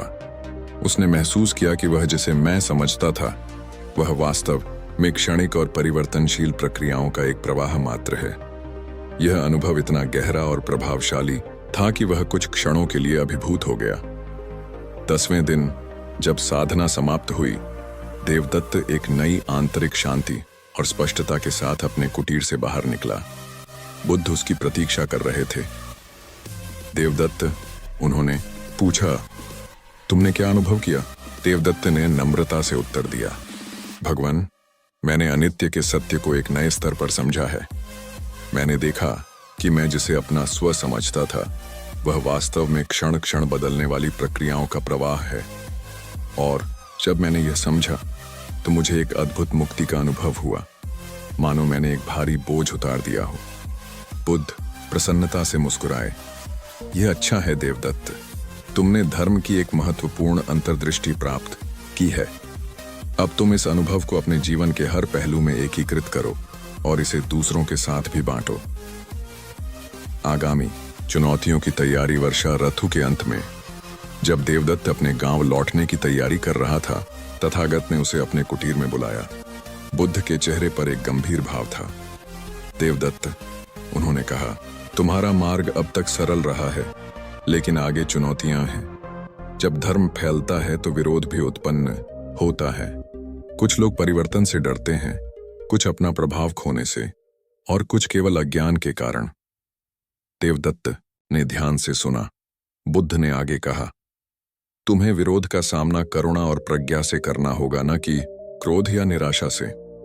याद रखो, जो तुम्हारा विरोध करते हैं वे भी दुख से मुक्ति चाहते हैं, लेकिन उन्हें मार्ग नहीं पता।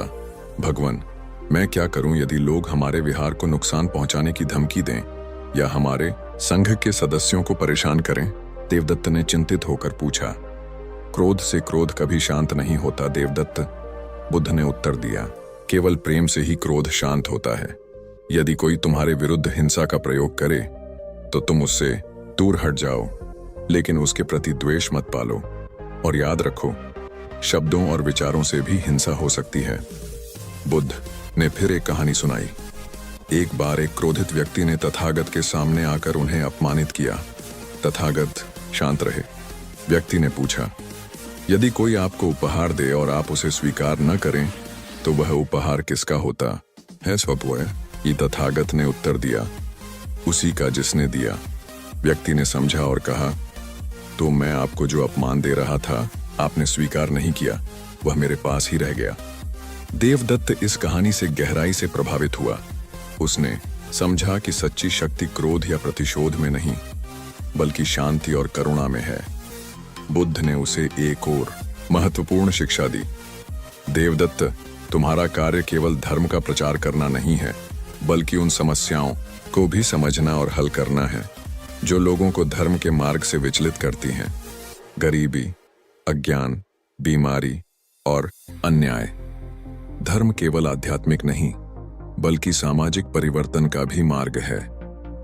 अपनी शिक्षा के अंतिम दिनों में देवदत्त ने बुद्ध से और भी कई महत्वपूर्ण पाठ सीखे। मैत्री भावना, करुणा भावना और मध्यम।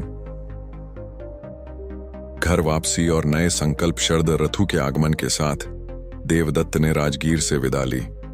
बुद्ध ने उसे अपना आशीर्वाद दिया और कहा, देवदत्त, तुम अब अधिक प्रज्ञावान हो। जाओ और अपने ज्ञान का उपयोग अपने समुदाय के कल्याण के लिए करो। आनंद ने भी देवदत्त को गले लगाया और कहा, हम तुम्हारे कार्यों के बारे में सुनते रहेंगे और याद रखो, तुम कभी भी यहां वापस आ सकते हो। देवदत्त अपने हृदय में नवीन ज्ञान और नए संकल्पों के साथ नालिका की ओर चल दिया। मार्ग में उसने अपने अनुभवों और सीखी गई बातों पर चिंतन किया। उसने महसूस किया कि वह अब केवल एक व्यापारी या धर्म प्रचारक नहीं, बल्कि एक वास्तविक मार्गदर्शक था, जिसके पास अब न केवल ज्ञान था, बल्कि गहरी अंतर्दृष्टि और विवेक भी था। जैसे जैसे वह अपने गांव के निकट पहुंचा, उसका हृदय आनंद और उत्साह से भर गया। दूर से ही उसे विहार का शिखर दिखाई दिया और उसने महसूस किया कि उसका घर अब केवल उसका निवास स्थान नहीं, बल्कि उसकी धर्म यात्रा का केंद्र भी था। गांव के द्वार पर पहुंचते ही उसे रूपाली मिली, जो जैसे उसकी प्रतीक्षा कर रही थी। देवदत्त, वह प्रसन्नता से चिल्लाई, तुम वापस आ गए, हम सभी तुम्हारी प्रतीक्षा कर रहे थे। रूपाली ने उसे बताया कि उसकी अनुपस्थिति में संघ निरंतर बढ़ता रहा है। अब इसमें न केवल नालिका के लोग, बल्कि दर्जनों आसपास के गांवों के लोग भी शामिल हो गए हैं। और एक और अच्छी खबर, रूपाली ने उत्साह से कहा, मगध के राजा बिंबिसार भी अगले माह हमारे विहार में आने वाले हैं। उन्होंने सुना है कि यहाँ तथागत का एक विशेष संघ है जो गृहस्थों को धर्म सिखाता है। देवदत्त इस समाचार से आश्चर्यचकित था। उसने कभी नहीं सोचा था कि उनका विहार इतना प्रसिद्ध हो जाएगा कि स्वयं राजा भी यहाँ आएंगे। अपने घर पहुंचकर देवदत्त ने अपने पिता से भेंट की, जो अब अधिकांश समय विहार में ध्यान और अध्ययन में बिताते थे। पिताजी, देवदत्त ने प्रणाम करते हुए कहा, मैं वापस आ गया हूं। अमर सिंह ने अपने बेटे को गले लगाया। तुम्हारे चेहरे से प्रकाश झलक रहा है बेटा, तुमने निश्चित रूप से बहुत कुछ सीखा है। उसी शाम देवदत्त ने अपने संघ के सदस्यों को विहार में एकत्रित किया। उसने उन्हें अपनी यात्रा के बारे में बताया और वे नवीन शिक्षाएं साझा की जो उसने तथागत से सीखी थीं। मित्रों, उसने कहा, आज से हम अपने संघ में कुछ नए अभ्यास शुरू करेंगे। हम हर सप्ताह एक दिन पूर्ण मौन में बिताएंगे, केवल ध्यान और आत्मचिंतन में। हम विपश्यना ध्यान का अभ्यास भी शुरू करेंगे, जिससे हम अनित्य, दुख और अनात्म के सत्य को गहराई से समझ सकें। संघ के सदस्य उत्साहित थे। उन्होंने देखा कि देवदत्त पहले से कहीं अधिक आत्मविश्वासी और प्रज्ञावान लग रहा था। अगले कुछ दिनों में देवदत्त ने अपने पिता के व्यापार की स्थिति का जायजा लिया और पाया कि सब कुछ सुचारू रूप से चल रहा था। अमर सिंह ने अपने बेटे की अनुपस्थिति में व्यापार का कुशलतापूर्वक प्रबंधन किया था और अब वे इसे पूरी तरह से देवदत्त को सौंपने के लिए तैयार थे। राजा का आगमन और नई दिशा एक माह बाद, जैसा कि रूपाली ने बताया था, मगध के राजा बिंबिसार अपने कुछ मंत्रियों और सैनिकों के साथ नालिका आए। राजा की स्वर्ण रथ की सवारी ने पूरे गांव को आश्चर्यचकित कर दिया। उन्होंने सीधे विहार की यात्रा की, जहां देवदत्त और अमर सिंह ने उनका स्वागत किया। हमने सुना है कि यहाँ एक विशेष संघ है जो गृहस्थों को धर्म सिखाता है, राजा ने कहा, और यह कि यहाँ के लोग न केवल ध्यान करते हैं, बल्कि अपने दैनिक जीवन में भी धर्म का पालन करते हैं। देवदत्त ने विनम्रता से कहा, महाराज, हम केवल वही अभ्यास करते हैं जो तथागत ने हमें सिखाया है। हमारा मानना है कि धर्म केवल ध्यान या अनुष्ठानों तक सीमित नहीं है, बल्कि यह हमारे जीवन के हर पहलू में प्रकट होना चाहिए। हमारे व्यापार में, हमारे परिवार में, हमारे समुदाय में। राजा इस दृष्टिकोण से प्रभावित हुए। उन्होंने विहार का भ्रमण किया और संघ के सदस्यों से बातचीत की। उन्होंने देखा कि यहाँ के लोग न केवल धार्मिक थे, बल्कि उनके जीवन में एक विशेष शांति और संतोष था। राजा ने देवदत्त से कहा, मैं चाहता हूं कि ऐसे ही संघ मेरे राज्य के हर बड़े नगर में स्थापित हों। क्या तुम इसमें सहायता कर सकते हो? देवदत्त ने राजा के प्रस्ताव पर विचार किया। यह एक बड़ा अवसर था धर्म को और अधिक लोगों तक पहुंचाने का, लेकिन इसमें अपने गांव और अपने संघ से दूर जाने की आवश्यकता थी। उसने अपने पिता और संघ के वरिष्ठ सदस्यों से परामर्श किया। अमर सिंह ने कहा, बेटा, यह एक महान अवसर है। तुम्हारे पास अब वह ज्ञान और अनुभव है जो हजारों लोगों की सहायता कर सकता है।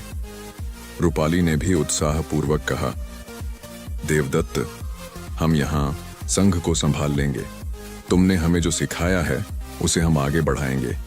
इस प्रकार देवदत्त ने राजा के प्रस्ताव को स्वीकार कर लिया यह निर्णय लिया गया कि वह पाटलिपुत्र में एक केंद्रीय विहार स्थापित करेगा, जहां से वह राज्य के विभिन्न नगरों में संघों की स्थापना का मार्गदर्शन करेगा। इस नए दायित्व को स्वीकार करने से पहले देवदत्त ने अपने गांव के संघ के लिए एक नई संरचना स्थापित की। रूपाली को महिला सदस्यों का नेतृत्व सौंपा गया, जबकि एक अन्य अनुभवी सदस्य सुमित्र को पुरुष सदस्यों का मार्गदर्शक नियुक्त किया गया। मैं नियमित रूप से वापस आता रहूंगा, देवदत्त ने अपने संघ से वादा किया, और जो कुछ भी मैं नया सीखूंगा वह तुम सभी के साथ साझा करूंगा। प्रकाश का विस्तार अगले कुछ वर्षों में देवदत्त के मार्गदर्शन में मगध राज्य के विभिन्न नगरों में दर्जनों संघ स्थापित हुए। ये संघ गृहस्थों के लिए धर्म के केंद्र बने, जहां लोग अपने दैनिक जीवन के साथ साथ आध्यात्मिक अभ्यास भी कर सकते थे। देवदत्त नियमित रूप से इन संघों का भ्रमण करता, उन्हें मार्गदर्शन देता और उनके प्रश्नों का उत्तर देता। वह हर वर्ष कम से कम एक बार राजगीर जाता और तथागत से नई शिक्षाएं प्राप्त करता। एक बार जब वह तथागत से मिला, बुद्ध ने उससे पूछा, देवदत्त, क्या तुम अपने कार्य से संतुष्ट हो? देवदत्त ने विचारपूर्वक उत्तर दिया, भगवान, मैं संतुष्ट हूं कि धर्म तेजी से फैल रहा है और हजारों लोग इससे लाभान्वित हो रहे हैं, लेकिन मुझे चिंता है कि कहीं लोग धर्म के सार को भूलकर केवल बाहरी अनुष्ठानों में न उलझ जाएं। बुद्ध ने गंभीरता से कहा, यह एक वास्तविक चिंता है देवदत्त। जब कोई भी शिक्षा लोकप्रिय होती है तो उसका सारतत्व खो जाने का खतरा रहता है। इसलिए तुम्हें निरंतर लोगों को याद दिलाना होगा कि धर्म का सार क्या है। करुणा, प्रज्ञा और स्वतंत्रता, अनुष्ठान और रीति रिवाज केवल साधन है, साध्य नहीं। देवदत्त ने इस शिक्षा को हृदय से स्वीकार किया और अपने सभी संघों में समय के साथ देवदत्त न केवल एक धर्म प्रचारक बल्कि एक सामाजिक सुधारक भी बन गया। उसने अपने प्रभाव का उपयोग गरीबों की सहायता, शिक्षा के प्रसार और समाज में समानता के प्रोत्साहन के लिए किया। एक बार जब एक भयंकर सूखे ने मगध के कई हिस्सों को प्रभावित किया, देवदत्त ने राजा बिंबिसार से मिलकर गरीबों के लिए राहत की व्यवस्था करवाई। उसने अपने संघों के माध्यम से भोजन और आश्रय वितरित किए और लोगों को आपसी सहयोग के लिए प्रोत्साहित किया। इस प्रकार देवदत्त ने धर्म के प्रकाश को न केवल आध्यात्मिक क्षेत्र में बल्कि सामाजिक और आर्थिक क्षेत्रों में भी फैलाया। जीवन चक्र का पूर्णाहुति वर्षों बीतते गए। देवदत्त, जो एक बार एक भ्रमित युवक था, अब एक सम्मानित आचार्य और मार्गदर्शक बन गया था। उसके मार्गदर्शन में हजारों लोगों ने धर्म का मार्ग अपनाया और अपने जीवन में शांति और संतोष पाया। एक दिन जब देवदत्त लगभग 60 वर्ष का हो गया था, उसे समाचार मिला कि उसके पिता अमर सिंह अस्वस्थ हैं। वह तुरंत नालिका लौटा। अपने पिता के पास पहुंचकर देवदत्त ने देखा कि वे बहुत कमजोर हो गए थे, लेकिन उनके चेहरे पर एक अद्भुत शांति थी। पिताजी, देवदत्त ने उनका हाथ पकड़ते हुए कहा, मैं आ गया हूं। अमर सिंह ने मुस्कुराते हुए कहा, बेटा, मैं जानता था कि तुम आओगे। मेरा समय निकट है और मैं तुमसे विदा लेना चाहता था। देवदत्त की आंखों में आंसू आ गए। पिताजी, आपने मुझे जो कुछ भी सिखाया और दिया, उसके लिए मैं आपका सदा ऋणी रहूंगा। अमर सिंह ने कमजोर आवाज में कहा, बेटा, मुझे तुम पर गर्व है। तुमने मुझे बुद्ध का मार्ग दिखाया और इसके लिए मैं तुम्हारा आभारी हूं। अब मेरा अंतिम समय आ गया है और मैं शांति से जा रहा हूं, क्योंकि मैं जानता हूं कि मृत्यु केवल एक परिवर्तन है, जैसा कि तथागत कहते हैं। कुछ दिनों बाद अमर सिंह शांतिपूर्वक चल बसे। देवदत्त ने अपने पिता के अंतिम संस्कार की व्यवस्था की और संघ के सभी सदस्यों ने उनके सम्मान में प्रार्थना की। अपने पिता के जाने के बाद देवदत्त ने एक महत्वपूर्ण निर्णय लिया। उसने अपना व्यापार अपने कुछ विश्वासपात्र सहयोगियों को सौंप दिया और घोषणा की कि वह अब पूर्णकालिक रूप से धर्म के प्रचार और समाज सेवा में अपना जीवन समर्पित करेगा। मेरे पिता ने मुझे एक महान उत्तराधिकार दिया है, उसने अपने संघ से कहा। न केवल धन और व्यापार, बल्कि धार्मिकता और सेवा की भावना भी। मैं अब अपना शेष जीवन इसी मार्ग पर चलते हुए बिताऊंगा। वर्षों तक देवदत्त ने निरंतर संघों का मार्गदर्शन किया, नए संघों की स्थापना की और हजारों लोगों को धर्म का मार्ग दिखाया। उसकी प्रसिद्धि दूर दूर तक फैल गई और वह उपासक रत्न के नाम से जाना जाने लगा। एक गृहस्थ जिसने तथागत के मार्ग को अपने जीवन में पूर्णतः समाहित किया था। जब देवदत्त 80 वर्ष का हो गया, उसने महसूस किया कि उसका अंतिम समय निकट आ रहा है। उसने अपने संघों के सभी प्रमुख सदस्यों को एकत्रित किया और उन्हें अपना अंतिम संदेश दिया। मित्रों, उसने कहा, मैंने अपना जीवन धर्म के प्रचार में समर्पित किया है और अब मेरा समय पूरा होने वाला है। लेकिन मेरी मृत्यु के साथ धर्म का प्रकाश नहीं बुझेगा। यह प्रकाश अब तुम सभी में है और तुम्हारे माध्यम से यह और भी आगे फैलेगा। याद रखो, धर्म का सार करुणा, प्रज्ञा और सत्य है। अनुष्ठानों और रीति रिवाजों में मत उलझो। हमेशा अपने हृदय की आवाज सुनो और दूसरों के प्रति करुणा रखो। और सबसे महत्वपूर्ण, जीवन की अनित्यता को समझो। सब कुछ बदलता है और इस परिवर्तन को स्वीकार करना ही मुक्ति का मार्ग है। अपने अंतिम दिनों में देवदत्त अपने पुराने कुटीर में रहा, जहां वह अपनी युवावस्था में ध्यान किया करता था। उसके पास कई लोग आए, उसके शिष्य, राजा बिंबिसार के पुत्र अजातशत्रु और यहां तक कि कुछ भिक्षु भी, जो तथागत के संदेश को लेकर आए थे। एक सुंदर शरद दिन जब सूरज ढलने लगा था, देवदत्त ने अपनी अंतिम सांस ली। उसके चेहरे पर एक शांत मुस्कान थी, मानो वह जानता हो कि उसने अपना जीवन सार्थक रूप से जिया है। उसकी मृत्यु के समाचार से पूरा मगध शोकग्रस्त हो गया। हजारों लोग उसके अंतिम संस्कार में शामिल हुए और राजा अजातशत्रु ने स्वयं उनके सम्मान में एक स्तूप का निर्माण करवाया। जब तथागत को देवदत्त के महापरिनिर्वाण की सूचना मिली, उन्होंने अपने भिक्षुओं से कहा, देवदत्त एक सच्चा उपासक था। उसने धर्म को अपने हृदय में धारण किया और हजारों लोगों तक पहुंचाया।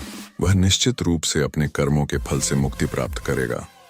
इस प्रकार देवदत्त की कहानी, जो एक भ्रमित युवक के रूप में शुरू हुई थी, एक महान आचार्य और मार्गदर्शक के रूप में समाप्त हुई। उसके जीवन ने दिखाया कि धर्म केवल त्याग या संन्यास में नहीं, बल्कि दैनिक जीवन में भी अभ्यास किया जा सकता है। उसने प्रमाणित किया कि एक गृहस्थ भी उच्च आध्यात्मिक स्तर प्राप्त कर सकता है और हजारों लोगों के जीवन को प्रकाशित कर सकता है। देवदत्त की कहानी उन सभी लोगों के लिए एक प्रेरणा स्रोत है जो अपने दैनिक जीवन में धर्म का पालन करना चाहते हैं। वह सिखाती है कि सच्चा धर्म त्याग में नहीं, बल्कि करुणा, प्रज्ञा और सेवा में है। और सबसे महत्वपूर्ण, वह हमें याद दिलाती है कि हम सभी में बुद्धत्व का बीज है, जिसे सींचने और विकसित करने की आवश्यकता है। जैसा कि तथागत ने कहा था, हर व्यक्ति अपना दीपक स्वयं है। देवदत्त ने अपना दीपक जलाया और उसके प्रकाश से हजारों अन्य दीपक प्रज्वलित हुए। और यह प्रकाश आज भी जारी है, हमारे हृदय में, हमारे विचारों में और हमारे कर्मों में। जब हम अपने जीवन में धर्म का पालन करते हैं तो हम इस प्रकाश को आगे बढ़ाते हैं और एक दिन हम सभी अपने भीतर के बुद्धत्व को पहचान लेंगे, जैसा कि देवदत्त ने किया था।